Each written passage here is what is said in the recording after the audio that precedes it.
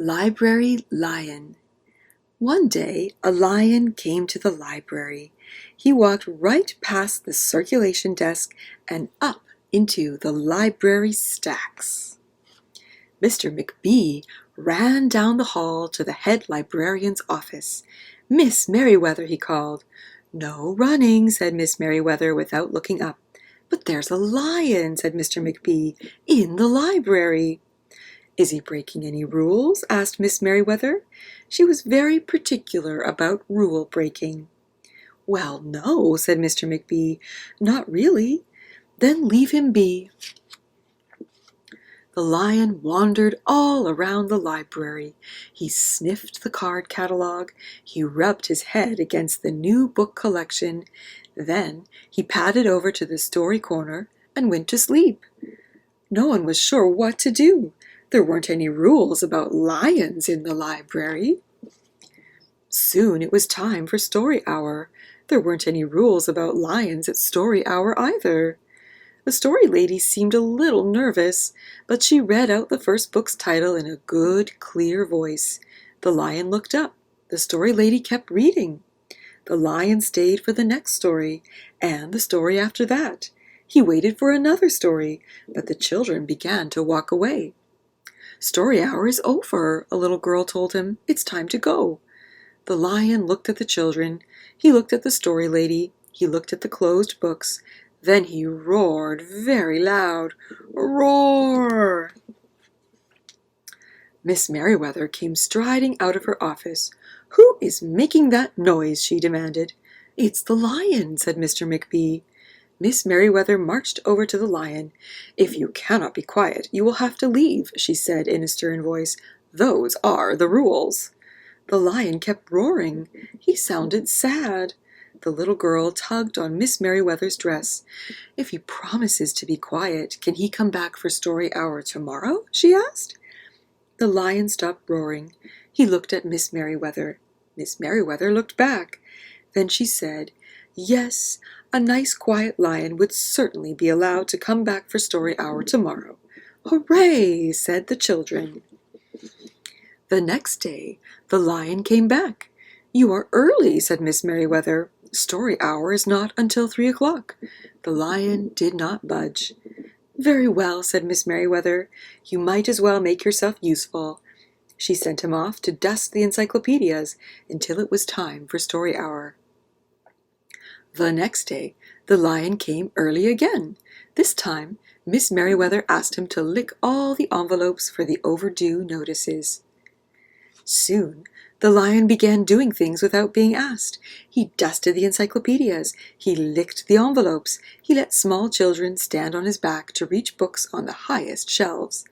Then he curled up in the story corner to wait for story hour to begin. At first, the people in the library were nervous about the lion, but soon they got used to having him around. In fact, he seemed very well suited for the library. His big feet were quiet on the library floor.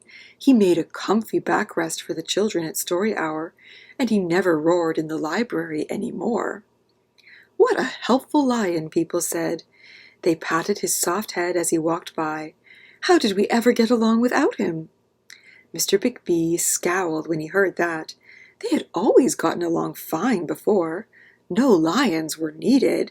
Lions, he thought, could not understand rules. They did not belong in the library.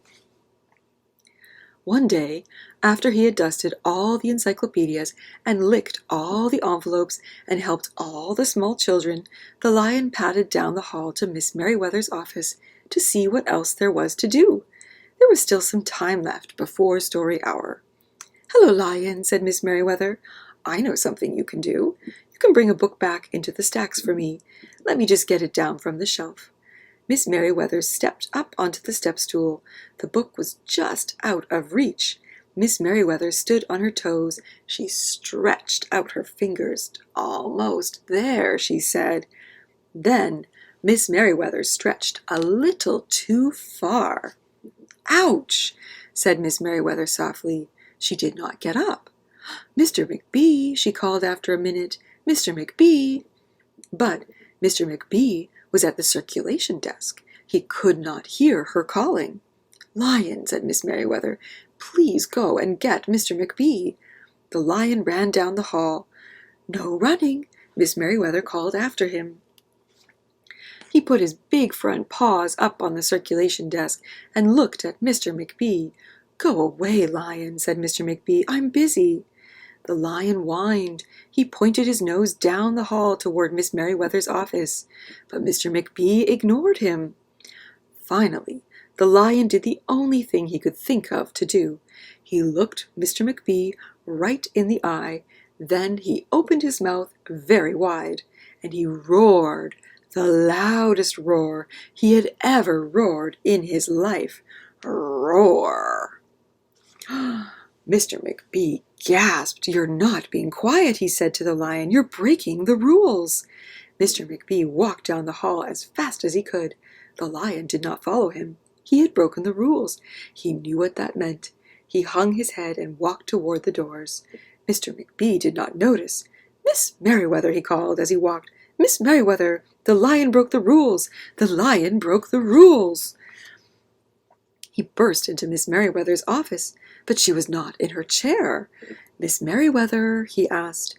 "Sometimes," said Miss Merriweather from the floor behind her desk, "there is a good reason to break the rules, even in the library. Now, please go call a doctor. I think I've broken my arm." Mr. McBee ran to call a doctor. "No running," Miss Merriweather called after him. The next day, things were back to normal, almost. Miss Merriweather's left arm was in a cast. The doctor had told her not to work too hard. "I will have my lion to help me," Miss Merriweather thought. But the lion did not come to the library that morning. At 3 o'clock, Miss Merriweather walked over to the story corner. The story lady was just beginning a story for the children, but the lion was not there. People in the library kept looking up from their books and computer screens, hoping they would see a familiar furry face, but the lion did not come that day. The lion did not come the next day either, or the day after that. One evening, Mr. McBee stopped by Miss Merriweather's office on his way out. "Can I do anything for you before I go, Miss Merriweather?" he asked her. "No, thank you," said Miss Merriweather. She was looking out the window. Her voice was very quiet, even for the library. Mr. McBee frowned as he walked away. He thought there probably was something he could do for Miss Merriweather after all. Mr. McBee left the library, but he did not go home. He walked around the neighborhood. He looked under cars. He looked behind bushes. He looked in backyards and trash cans and tree houses. Finally, he circled all the way back to the library. The lion was sitting outside, looking in through the glass doors. "Hello, Lion," said Mr. McBee. The lion did not turn around. "I thought you might like to know," said Mr. McBee, "that there's a new rule at the library. No roaring allowed unless you have a very good reason. Say, if you're trying to help a friend who's been hurt, for example." The lion's ears twitched. He turned around, but Mr. McBee was already walking away. The next day, Mr. McBee walked down the hall to Miss Merriweather's office. "What is it, Mr. McBee?" asked Miss Merriweather in her new, sad, quiet voice. "I thought you might like to know," said Mr. McBee, "that there's a lion in the library." Miss Merriweather jumped up from her chair and ran down the hall. Mr. McBee smiled. "No running," he called after her, but Miss Merriweather didn't listen. Sometimes there was a good reason to break the rules, even in the library.